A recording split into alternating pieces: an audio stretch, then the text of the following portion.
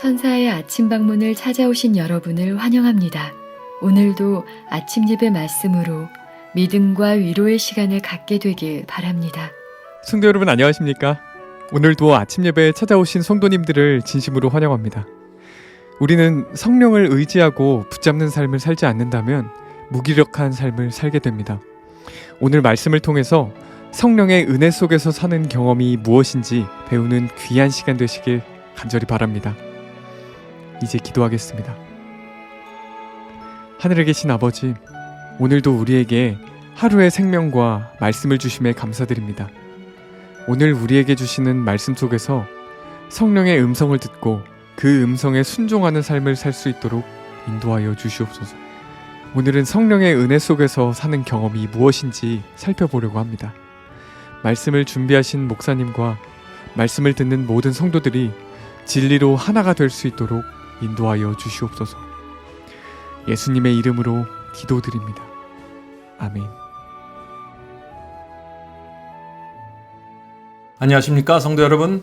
오늘도 우리가 하나님 앞에서 말씀을 살피는 시간을 갖겠습니다. 성령의 능력이 필요한 때라는 제목입니다. 성령을 의지하고 성령을 붙잡고 사는 신앙을 우리가 잘 이해하지 못하면 아주 무기력한 신앙을 갖게 됩니다. 성령의 은혜가 무엇인지, 그 은혜 속에서 사는 것이 무엇인지 모르면 우리의 삶이 참 슬퍼집니다. 외로워집니다. 오늘 본문 성경절 읽겠습니다. 사도행전 1장 8절입니다. 오직 성령이 너희에게 임하시면 너희가 권능을 받고 예루살렘과 온 유대와 사마리아와 땅끝까지 이르러 내 증인이 되리라 하시니라. 예수께서 땅끝까지 나의 증인이 돼 달라고 지금 요청하시는 것입니다. 성도 여러분, 우리가 그리스도인의 증인이 될 수 있는, 예수님의 증인이 될 수 있는 조건이 무엇입니까? 조건은 오직 성령이 너희에게 임하시면입니다.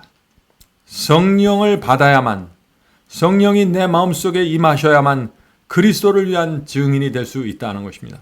이것은 정말 중요한 말씀이죠. 성령이 임해야 되는 것입니다. 본문 읽겠습니다. 우리는 제자들이 오순절에 기도했던 것처럼 성령의 강림을 위하여 간절히 기도해야 된다.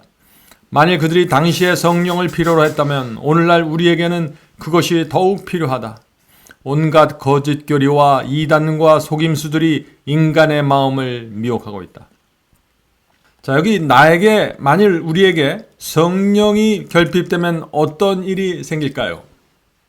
지금 여기서는 거짓 교리와 이단과 속임수에 미혹당하게 될 것이라고 했습니다. 성도 여러분, 왜 성령의 역사를 모르면은 거짓 교리와 거짓 복음에 미혹당하게 될까요?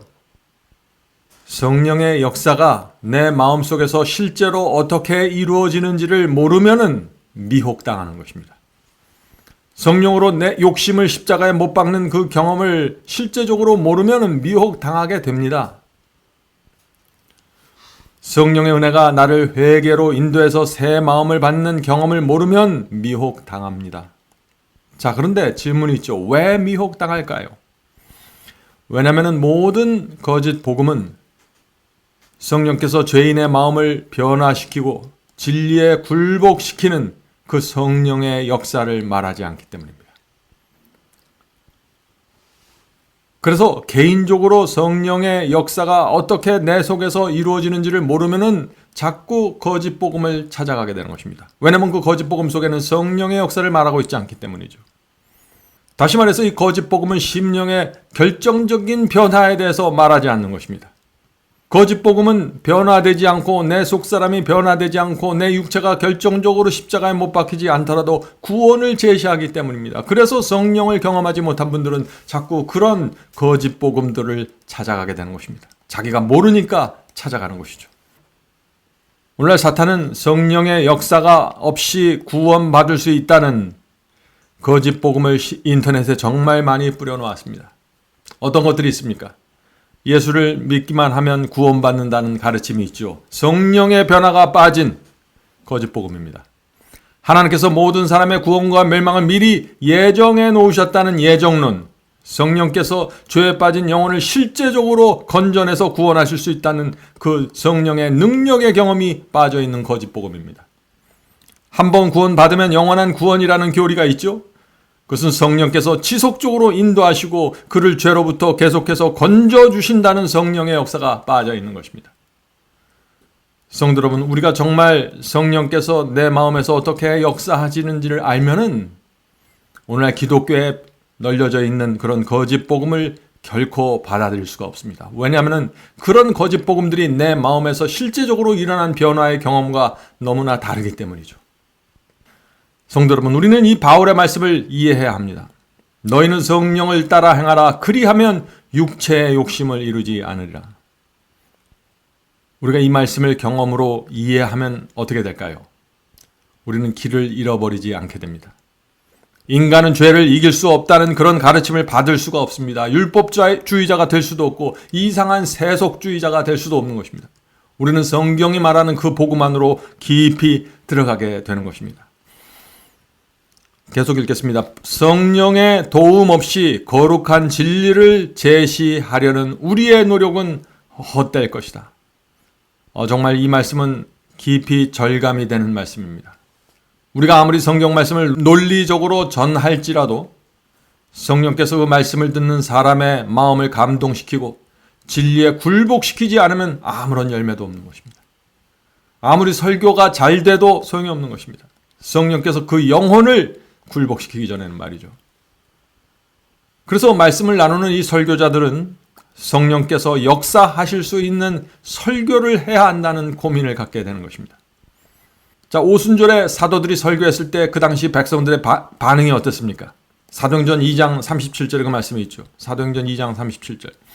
저희가 이 말을 듣고 마음에 찔려 베드로와 다른 사도들에게 물어 가로되 형제들아 우리가 어찌할꼬 하거늘. 이것이 하나님의 말씀을 들었을 때 당연히 나타나야 될 반응입니다. 우리 마음에 찔림을 받고 주여 제가 어떻게 하면 구원을 받을 수 있습니까? 라는 고백이 나오는 이런 설교와 이런 말씀을 들어야 하는 것입니다. 그런 말씀이 우리를 구원의 길로 인도하는 말씀입니다. 진짜 복음입니다.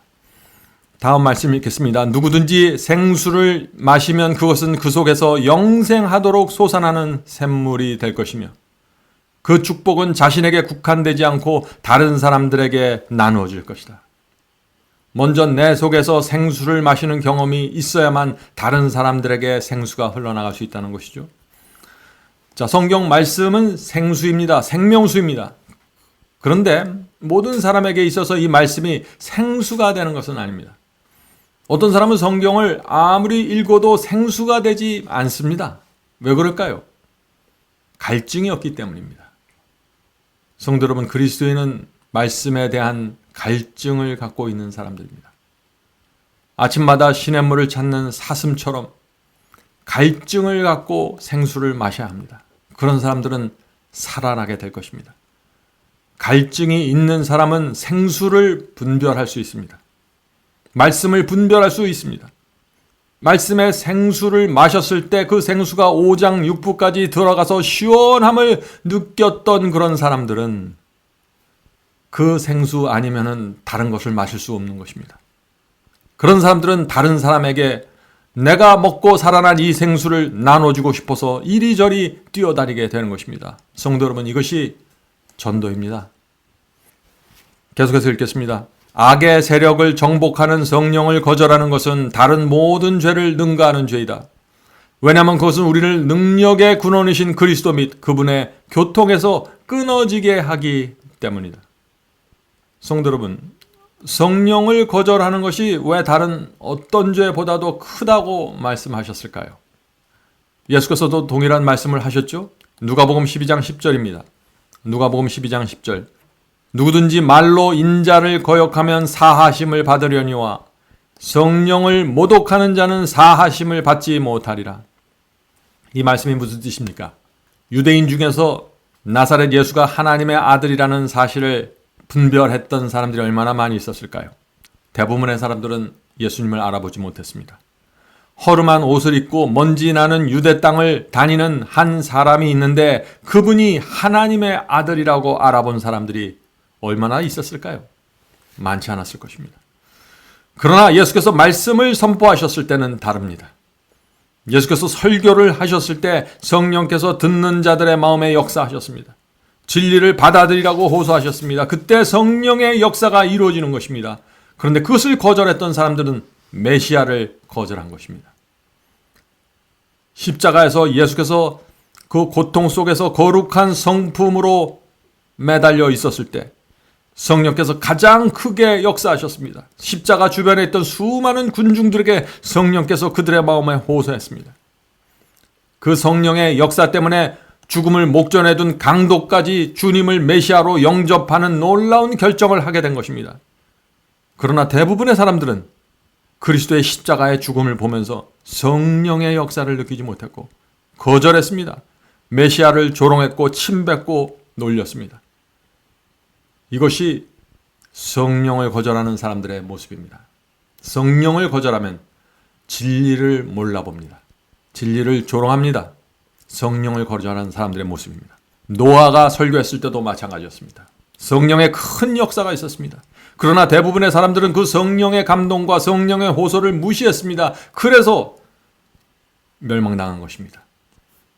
성도 여러분, 우리 마음에 역사하시는 이 성령을 소홀히 여기면은 크게 위험에 빠집니다. 어둠 속에서 남아있게 되는 것입니다. 본문을 읽겠습니다. 선악간의 싸움은 구주께서 계시던 당시와 마찬가지로 격렬하다. 하늘 가는 길도 그 당시보다 지금이 더 평탄하지 않다. 우리의 모든 죄를 던져버려야 한다. 우리의 신앙생활을 방해하는 온갖 좋아하는 방종을 끊어버려야 한다. 만일 오른 눈이나 오른 손이 우리를 죄짓게 하면 그것을 희생시키지 않으면 안 된다. 강력한 말씀이 있죠. 그러나 이 말씀이 실제 우리의 경험이 되어야 되는 것입니다. 성도 여러분, 성령께서 그것이 죄라고 지적해 주시는데 그 죄를 버리지 않으면 어떻게 됩니까? 우리의 마음은 점점 더 완악해집니다. 우리 속에 내가 단 하나의 죄라도 붙잡고 있고 고집하면 어떻게 됩니까? 성령께서 내 양심을 책망하시죠. 성령께서 내 양심을 책망하면서 그 죄를 내려놓으라고 하실 때 죄를 내려놓아야 합니다. 자, 그런데 죄를 내려놓는 것이 쉽지가 않습니다. 어떤 때는 손을 자르고 눈을 빼는 것 같은 고통을 느끼게 됩니다. 그럴지라도, 그런 희생이 따를지라도 죄는 내려놓아야 됩니다. 그래야만 우리가 영생을 위해서 준비될 수 있고 성령께서 우리 마음속에서 우리를 주관하고 우리를 의의 길로 인도할 수 있기 때문에 그런 것입니다. 다른 방법이 없습니다. 성령을 거절하면 넓은 길로 가는 것입니다. 성도 여러분, 우리가 성령님을 잘 알아야 됩니다. 성령님의 마음을. 성령께서는 우리가 어떻게 해서든지 구원받게 하려고 우리에게 오시는 것입니다. 성령님은 인격체십니다. 성령님의 사랑과 은혜가 충만한 그분의 모습을 생각하면서 우리가 죄를 내려놓아야 하는 것입니다. 성령을 단지 음성이나 호소로만 생각하면 안 됩니다. 성령님은 하나님처럼 예수님처럼 인격체를 가진 하나님이십니다. 그래서 그분께서 온 마음을 다해서 우리 속에서 호소하고 인도해 주시는 것입니다. 우리를 살리기 위해서, 우리를 천국으로 데려가기 위해서 호소하시는 것입니다. 그런 성령님을 우리가 어떻게 대해야 할까요? 하나님께서 우리의 마음속에 들어오시면서 말씀하실 때 바짝 엎드려서 우주의 왕을 받는 그런 태도로 그분의 말씀을 받아야 되는 것입니다. 그런 분들은 죄로부터 해방되는 것입니다. 십자가에 내 육체의 욕망을 튼튼하게 못 받게 되는 것입니다. 사소해 보이는 이기심이나 속상함이라도 빨리 버려야 합니다. 그렇지 않으면 그 죄가 내 마음을 사로잡고 내 마음을 무디게 해서 결국 내 자신을 합리화시키게 하는 것입니다. 이것이 무서운 것이죠. 일단 죄를 합리화하면 성령의 음성은 사라지게 됩니다. 내가 내 자신을 의롭다고 판단하고 결정했기 때문에 죄가 있는데도 불구하고 그렇게 내 스스로 판단했기 때문에 성령의 음성이 들려질 수 없는 것입니다. 성도 여러분, 이것이 성령을 거절하는 죄로 들어가는 과정입니다. 우리가 날마다 말씀으로 양심을 씻는 이유가 바로 여기 있는 것입니다. 우리도 모르는 사이에 성령을 거절하는 죄에 빠지지 않게 하여 아침마다 모여서 말씀을 살피는 것입니다. 성도 여러분, 어린아이와 같은 심령으로 성령의 말씀을 받아야 합니다. 본문 읽겠습니다. 우리는 자신의 지혜를 기꺼이 버리며 어린아이처럼 하늘 왕국을 받아들이고자 하는가? 영생의 상급은 무한한 가치가 있다. 어린아이와 같은 신앙, 어떤 신앙입니까? 내 지혜, 내 뜻, 내 생각을 내려놓고 하나님의 말씀을 받는 것입니다. 그것이 어린아이와 같은 신앙입니다. 인간의 마음은 성령께서 거하시는 전이 될 수 있다. 중요한 말씀입니다. 우리 마음이 성령께서 거하시는 전이 되려면 성령의 뜻에 굴복해야 합니다. 성령께서 버리라고 하는 것을 버리고 붙잡으라고 하는 것을 붙잡아야 합니다. 우리 마음이 그런 상태로 있을 때 성령께서 우리 마음을 드디어 주관할 수 있는 것입니다. 우리 마음이 성령의 음성을 따라갈 때 성령께서 우리 마음을 주관하신다 하는 것입니다. 우리 속에 있는 육체의 욕망은 그때 더 이상 힘을 쓰지 못하게 되는 것이죠. 성령의 가마력과 거룩한 분위기가 우리 마음을 채우고 흘러나가게 되는 것입니다. 이것이 성령의 역사를 통한 변화의 경험입니다. 마지막 본문 읽겠습니다. 우리의 이해를 초월하는 그리스도의 평화가 그대의 영혼 속에 거할 수 있다. 그리고 변화시키는 그분의 은혜의 능력이 그대의 생애 속에서 역사하여 그대를 영광의 왕국에 적합한 자가 되게 할 수 있다. 성도 여러분, 이것이 참된 구원의 경험입니다. 죄인을 변화시키는 은혜의 능력, 그것이 포함된 복음이 진짜 복음입니다. 구원은 하나님의 말씀과 성령의 역사를 받아들여야만 이루어질 수 있는 것입니다. 수술대 위에서 마음대로 움직이는 환자에게 의사가 수술을 할 수 있을까요? 칼을 댈 수 있습니까?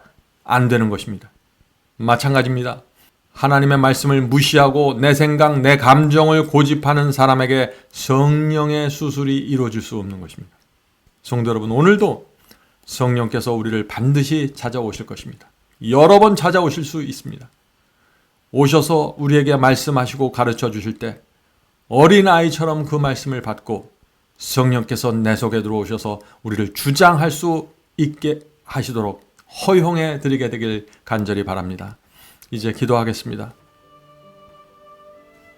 하늘에 계신 아버지, 저에게 성령을 보내주셔서 감사합니다.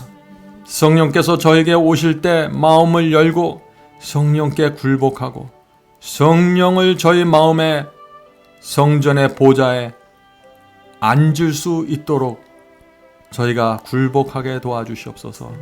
하늘에 계신 아버지, 성령께서 정말 사랑과 은혜로 우리에게 오신다는 사실 잊지 않도록 하여 주시고 그분께서 말씀하실 때 그 말씀을 존절히 받을 수 있도록 도와주시옵소서. 하늘에 계신 아버지, 오늘도 이 자리에 모여있는 성도들에게 함께 하시고 복을 주시고 건강을 붙잡아 주시고 죽어가던 세포 속에 생기를 불어넣어 주셔서 다시 살아날 수 있도록 도와주시고 남은 생애 동안 정말 주님을 위해서 영광을 돌리는 그 살아있는 그리스도인으로 살기를 원하오니 도와주시옵소서. 하늘에 계신 아버지, 이 세상이 어렵고 고달퍼도 성령을 붙잡고 살게 인도해 주시옵소서. 예수님의 이름으로 간절히 기도드립니다. 아멘. 성도 여러분, 마지막 사명에서는 아침 예배 채널을 유튜브에서 별도로 운영하고 있습니다. 아침 예배 채널에서는 매일 새벽 4시에 예배 영상이 올려지고 있으며 특별히 아침 9시에 예배가 진행됩니다. 아침 9시 예배가 아침 예배 채널의 독특한 특징입니다. 원하시는 분들은 유튜브에서 아침 예배 채널을 별도로 구독 신청하여 주시면 저희와 함께 아침마다 예배 드릴 수 있습니다. 매일 아침마다 하나님의 말씀으로 저희 모두가 주 앞에 나와 예배 드리는 신앙으로 함께 나가게 되길 간절히 바랍니다. 감사합니다.